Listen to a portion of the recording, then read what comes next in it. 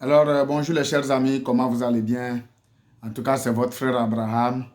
Ça fait très gros bail, on a pu trop discuter. Nous sommes aujourd'hui le 22 février 2024. L'année 2024 aussi est en train de partir comme ça. On est en train de faire beaucoup plus des organisations. Donc, je voudrais m'excuser auprès de vous ce matin qu'on doit reprendre maintenant les activités d'éducation financière que nous sommes en train de mettre en place à travers la corporation, l'entreprise Finable La Solution. Le but, c'est de permettre au monde entier, surtout dans nos communautés, de comprendre que nous avons trois sortes d'étapes de la vie. La naissance que les gens fêtent beaucoup plus, soit les anniversaires. Le mariage, je me souviens hier, il y a un couple qui est en train de fêter 20 ans de mariage et puis la dame est en train de verser beaucoup plus les larmes. Alors ça, c'est l'anniversaire du mariage, ça fait tellement très bien. Et l'autre chose que nous devons beaucoup plus préparer aussi, que les gens ne veulent pas, quand on en parle, c'est beaucoup plus notre tombeau, la mort. C'est des étapes très indispensables de la vie, sauf que beaucoup de gens ne veulent pas qu'on parle de la mort. Moi, je vois très mal quand, par exemple, dans le temps, on lisait la Bible, on nous disait qu'en réalité, un chrétien ne doit pas avoir peur de la mort. Mais aujourd'hui, c'est les chrétiens qui ont beaucoup plus peur. Parce que pourquoi ils ont peur? Ils ont peur parce qu'ils ne pensent pas vraiment à leurs enfants. Ils ne pensent pas vraiment à leur progéniture. Et ils ne pensent pas du tout à leurs descendants. Or, dans la même Bible, on nous a fait remarquer qu'un homme riche, un homme intelligent, un parent intelligent, un bon parent, c'est ce parent qui doit penser vraiment à l'avenir de ses petits-enfants.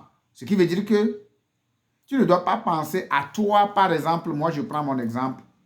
Euh, Mes enfants aujourd'hui, je ne dois pas penser seulement à eux. Je dois penser aux petits-enfants de mes petits-enfants. C'est-à-dire les enfants de mes enfants, les enfants de mes enfants, de façon générationnelle. Et c'est ça, c'est cette personne qu'on appelle le parent riche. Mais est-ce qu'un emploi peut te permettre de faire ça? Bon, de toutes les façons, je ne sais pas. Ça va te prendre du temps. Parce que je me souviens très bien que nos parents étaient à l'école et nous ont montré aussi le chemin de l'école. Et on a eu des gros diplômes. Mais c'est sûr que le diplôme ne nous donne pas de l'argent. Alors, c'est important qu'on aborde ce sujet de la mort. Moi, je pense que c'est un truc qu'un parent, à chaque fois que tu es là, tu vas te dire, le jour où je pars, qu'est-ce que je laisserai à mes petits-enfants? Alors, on apprend beaucoup là où on est. Et je pense que c'est un sujet qui va révolutionner le continent africain. Et nous sommes dans cette dynamisme-là pour aller très loin.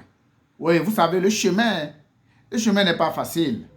Le chemin est toujours difficile. Il y a des embuscades, il y a des embûches partout. Il y a des embûches partout. Mais vous savez, quand vous prenez par exemple le Seigneur Jésus-Christ, quand vous prenez par exemple l'apôtre Mohamed, c'est sûr que ça a été long dans leur vie.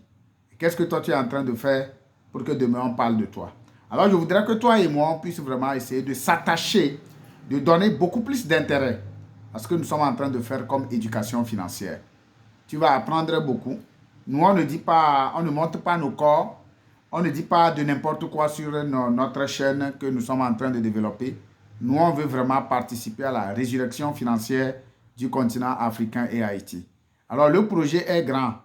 Si tu n'as pas d'idée, si tu n'es pas un homme, tu ne peux pas rentrer dans ce projet-là. Alors, je voudrais féliciter, par exemple, tous les permis, tous les amis qui travaillent avec moi, tous les associés, tous les étudiants qui sont en train de passer dans cette forme d'entrepreneuriat. Je voudrais vraiment les remercier ici et leur dire que cette année, on va beaucoup plus parler de comment protéger nos progénitures, comment, par exemple, l'éducation financière dans des vrais termes. Alors, je voudrais seulement ce matin vous annoncer